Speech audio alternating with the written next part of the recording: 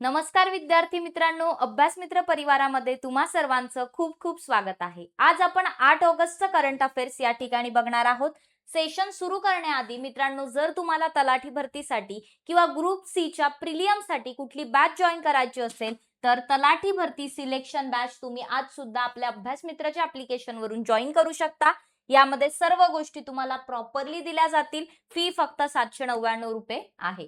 तर app download करा आणि त्यामधून बॅच जॉइन करा। काही अडचण असेल तर कॉल मेसेज करायला विसरू नका।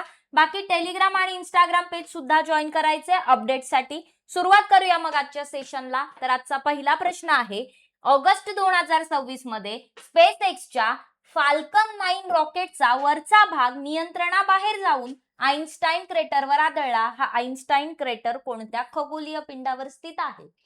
तर आइन्स्टाईन क्रेटर कुठे आहे? Important question. तर ते कुठे आहे? चंद्रावर आहे। कुठे? चंद्रावर आहे। ऑप्शन नंबर 1 हे करेक्ट उत्तर येईल। सो चंद्राच्या पश्चिम बाजूला आहे आइन्स्टाईन क्रेटर।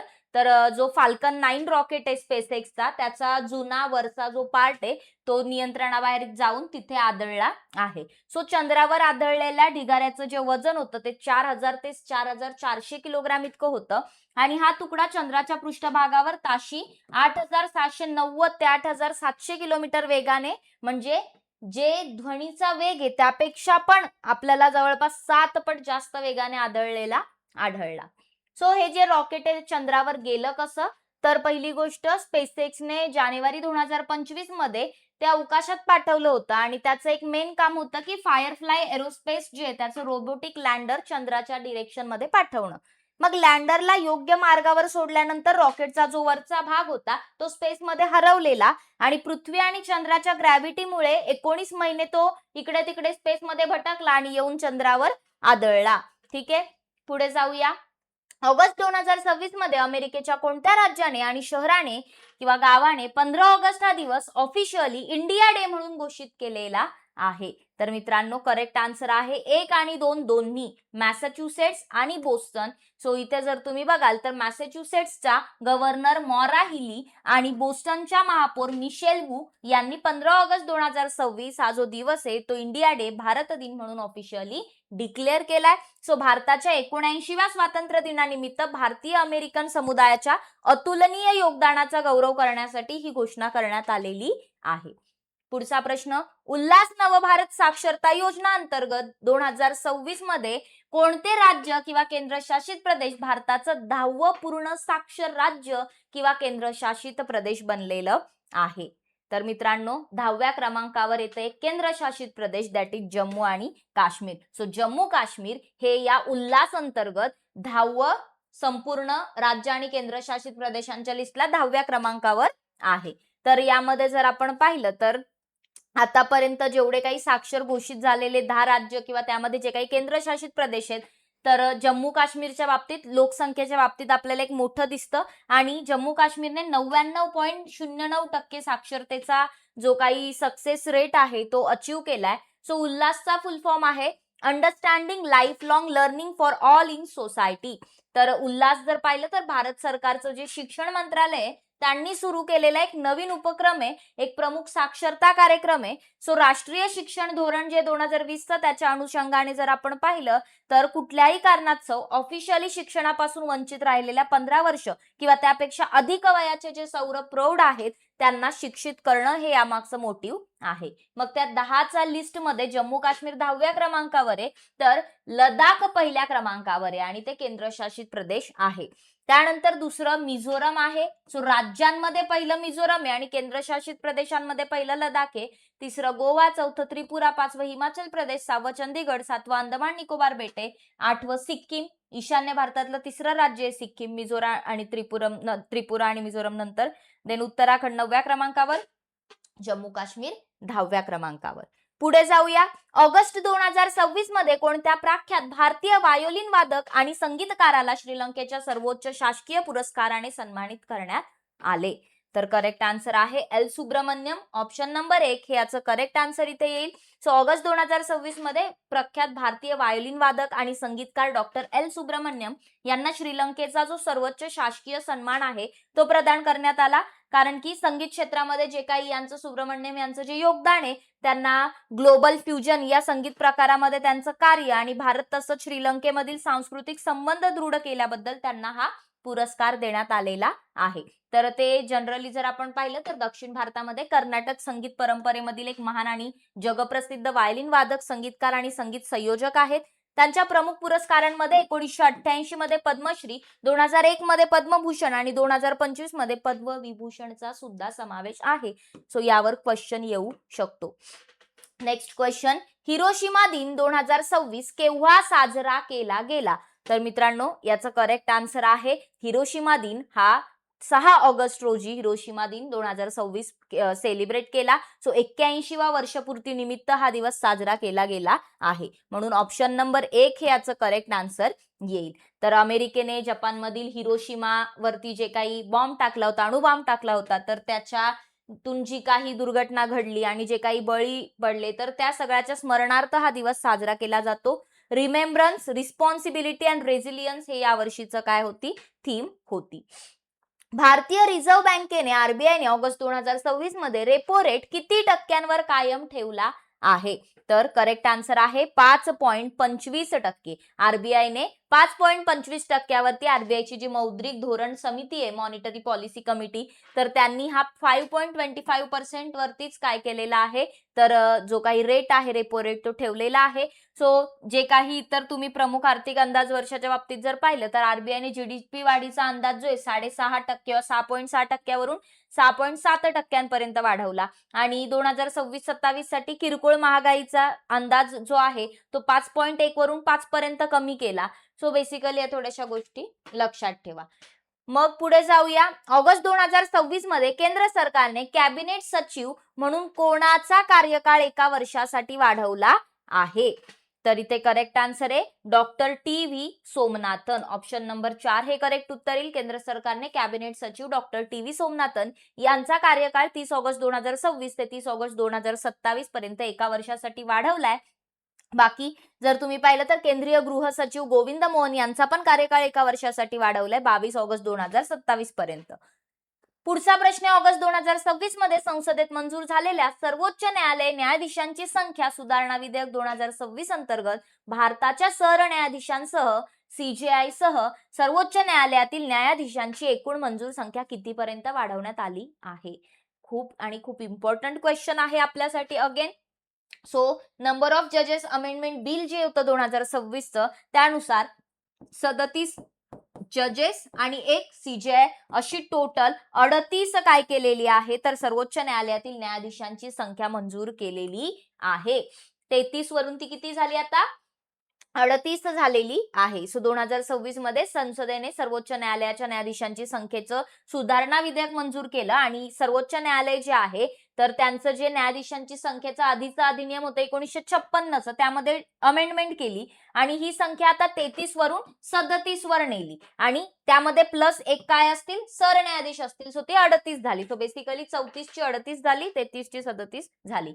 मग सध्या जे काही मंजूर संख्या बळ आहे 34 मध्ये आपण 33 न्यायाधीश आणि 1 सरन्यायाधीश बघतो सीजेआय, तर ती आता 38 वर म्हणजे 37+1 वर गेलीये. न्यायालयांमधील जे काही सस्पेंड किंवा पेंडिंग असलेले जे काही खटले तर त्यांचा ताण कमी करण्यासाठी आणि न्यायिक प्रक्रियेला गती देणं हे याचं मुख्य उद्दिष्ट आहे.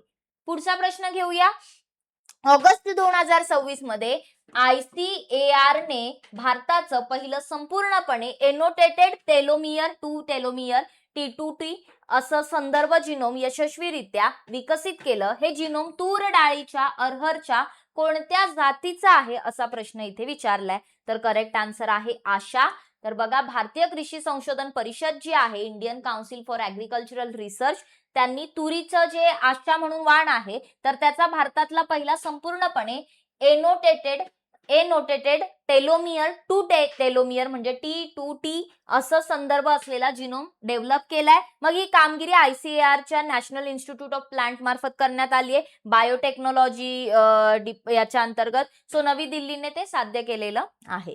T2T सिक्वेन्सिंग म्हणजे काय, तर जे काही गुणसूत्र असतात, क्रोमोझोम्स असतात, तर त्याच्या एका टोकापासून दुसऱ्या टोकापर्यंत कुठलाही डेटा न गमावता संपूर्ण जनुकीय डेटा तयार करणं. सो यामुळे नवीन हवामान प्रतिरोधक आणि अधिक उत्पादन घेणाऱ्या जाती ज्या आहेत त्या विकसित करायला मदत होईल. पुढचा प्रश्न, कोणत्या राज्याने ऑगस्ट 2026 मध्ये संपत प्लॅन स्पेस 2.0 आणि वेगम प्लॅटफॉर्म अंतर्गत AI आधारित प्रशासकीय उपक्रम सुरू केले आहेत? तर केरळम हे याचं करेक्ट आन्सर आहे, ऑप्शन नंबर 3.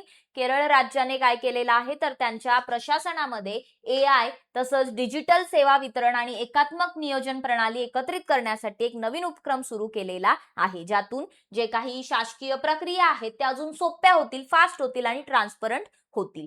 तर केरळच्या बाबतीत जर आपण पाहिलं तर केरळने संपत जो प्लॅटफॉर्म, म्हणजे संपत काय आहे, तर एक सरकारी जमीन आणि इमारतींची एक GIS आधारित डिजिटल नोंदणी आहे, जी देखभालीचं नियोजन करण्यासाठी AIच्या अॅनालिटिक्सचा वापर करते.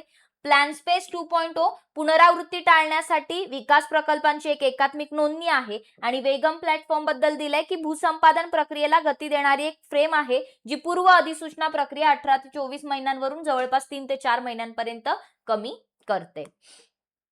पुढे जाऊया. ऑगस्ट 2026 मध्ये केंद्र सरकारने चांदीपुरा व्हायरस CHPVच्या प्रादुर्भावाचा सामना करण्यासाठी कोणत्या 2 राज्यांमध्ये राष्ट्रीय संयुक्त उद्रेक प्रतिसाद पथक तैनात केले आहे? तर चांदीपुरा व्हायरस जो आहे तर यासाठी राजस्थान आणि गुजरात या राज्यांमध्ये संयुक्त उद्रेक प्रतिसाद पथकाची हे केलेली आहे. सो 2026 मध्ये केंद्र सरकारने याचा प्रादुर्भावाच्या सामन्यासाठी हे काय केलेले, हे पथक तैनात केलेलं आहे, एन्जॉर्ट म्हणून. तर बेसिकली दोन्ही राज्यांमध्ये रोगांची तपासणी करणं, साथरोग शास्त्रीय मूल्यांकन करणं, वैद्यकीय व्यवस्थापन, प्रयोगशाला समन्वय, त्याचबरोबर सार्वजनिक आरोग्य उपाययोजनांच्या अंमलबजावणीमध्ये ते मदत करेल. चांदीपुरा विषाणू जो आहे तो एक व्हायरल, आपल्याला म्हणजे एक खूप जास्त हानिकारक व्हायरस दिसतोय, संसर्ग त्यातून पसरतोय आणि तो प्रामुख्याने वाळू, माशी आणि इतर कीटकांच्या चावण्यामुळे पसरतोय. पुढचा प्रश्न, ऑगस्ट 2026 मध्ये टपाल विभागाने कोणत्या प्रसिद्ध चित्रकार आणि वास्तुविशारदाच्या जन्मशताब्दी निमित्त 5 रुपयांचे स्मारक टपाल तिकीट जारी केलेले आहे? तर करेक्ट आन्सर आहे Satish Gujral, option number 4. So टपाल विभागाने जे प्रसिद्ध चित्रकार आहेत आणि वास्तुविशारद आहेत सतीश गुजराल, त्यांच्या जन्मशताब्दी निमित्त 5 रुपयांचं स्मारक टपाल तिकीट जे ते जारी केलंय. मग केंद्रीय संचार मंत्री ज्योतिरादित्य सिंधिया यांच्या हस्ते अनावरण करण्यात आलं. सतीश गुजराल जर आपण पाहिलं तर 1925 ला 25 डिसेंबरला त्यांचा जन्म झाला होता आणि 26 मार्च 2020 ला त्यांचा मृत्यू झाला. तर एक भारतीय चित्रकार, शिल्पकार आणि भित्ती चित्रकार तसंच लेखक आणि वास्तुकार होते ते. तर त्यांना 1999 साली भारताचा दुसरा सर्वोच्च नागरी पुरस्कार जो आहे पद्मविभूषण प्रदान करण्यात आला होता. कोणत्या संस्थेने अणुतंत्रज्ञानातील भारताचा पहिला उद्योग शैक्षणिक कार्यक्रम अणुज्ञान सुरू केलेला आहे? तर अणुज्ञान हे IIT हैदराबाद आणि क्रिम्सन एनर्जी एक्सपर्ट्स प्रायव्हेट लिमिटेडने सुरू केलेलं आहे, म्हणून वरील 1 आणि 2 दोन्ही हे याचं करेक्ट आन्सर येईल. So IIT Hyderabad, crimson energy experts प्राध्यापक लिमिटेड या दोघांच्या सहकार्याने अणुतंत्रज्ञानातला भारताचा पहिला जो उद्योग शैक्षणिक कार्यक्रम आहे अणुज्ञान तो सुरू केला आहे. तर भारताच्या वेगाने वाढणाऱ्या नागरी अणुऊर्जा क्षेत्रासाठी अत्यंत कुशल आणि कार्यक्षम व्यावसायिकांची इंजिनियर्सची कमतरता दूर करणं हे याचं उद्दिष्ट आहे. नेक्स्ट क्वेश्चन, ऑगस्ट 2026 मध्ये राष्ट्रपती द्रौपदी मुर्मू यांनी जगद्गुरु कृपालू विद्यापीठचं उद्घाटन कोणत्या शहरात केलं? तर जगद्गुरु कृपालू विद्यापीठ हे ओडिशामध्ये कुठे? कटक या शहरामध्ये. सो ऑप्शन नंबर 4 हे करेक्ट उत्तर येईल. कटकमध्ये बनारा बांकी रिजन मध्ये जगद्गुरु कृपालू विद्यापीठचं उद्घाटन आपल्या राष्ट्रपती द्रौपदी मुर्मू यांनी केलं ओडिसामध्ये. सो यांच्यासोबत ओडिसाचे राज्यपाल डॉक्टर हरिबाबू कंभामपती तसंच मुख्यमंत्री श्री मोहन चरण माझी आणि माजी आणि उच्च शिक्षण मंत्री जे आहेत सूर्यवंशी सूरज या समारंभामध्ये ते उपस्थित होते. सो याचं मुख्य उद्दिष्ट काय जगद्गुरु कृपालू विद्यापीठचं? की भारतीय आध्यात्मिक आणि सांस्कृतिक परंपरांना आधुनिक उच्च शिक्षण तसंच संशोधन आणि मूल्याधारित कौशल्य विकासाशी जोडणं हे याचं मोटिव्ह आहे. लास्ट क्वेश्चन, जम्मू आणि काश्मीर मधून कलम 370 आणि 35A रद्द केल्याच्या कोणत्या वर्धापन दिनानिमित्त 5 ऑगस्ट 2026 रोजी हा वर्धापन दिन साजरा करण्यात आला होता? तर मित्रांनो 7वा. ठीक आहे, ऑप्शन नंबर 4 हे करेक्ट उत्तर येईल. 7 वर्ष झाले बेसिकली. 5 ऑगस्ट 2019 ला ते हटवण्यात आलं होतं. तर 370 आणि आर्टिकल 35A आणि त्या अंतर्गत जम्मू काश्मीरचा राज्याचा दर्जा काढून घेतला आणि जम्मू काश्मीर आणि लडाख हे 2 सेपरेट केंद्रशासित प्रदेश बनवले. सो यानंतर भारतीय संविधानामधल्या सगळ्या तरतुदी आता जम्मू काश्मीरमध्ये लागू असतील. त्यांचं सेपरेट जे कॉन्स्टिट्यूशन होतं ते रद्द झालंय, ज्यामुळे महिला आणि वंचित घटकांना पण समान हक्क मिळाले. तर अशा प्रकारे आजचं सेशन आपण कंप्लीट केलेलं आहे. आय होप तुम्हाला आवडलं असेल. तलाठी भरतीची सिलेक्शन बॅच तुम्ही ॲप्लिकेशनवरून जॉइन करू शकता.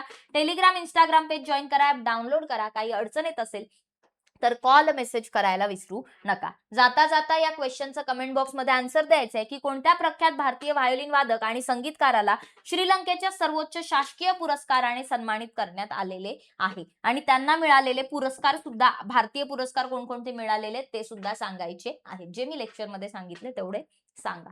सो जाता जाता व्हिडिओला लाईक करा, शेअर करा तुमच्या मित्रमैत्रिणींना आणि चॅनलला सबस्क्राईब केलं नसेल तर सबस्क्राईब करायला विसरू नका. धन्यवाद. बघत राहा अभ्यास मित्र.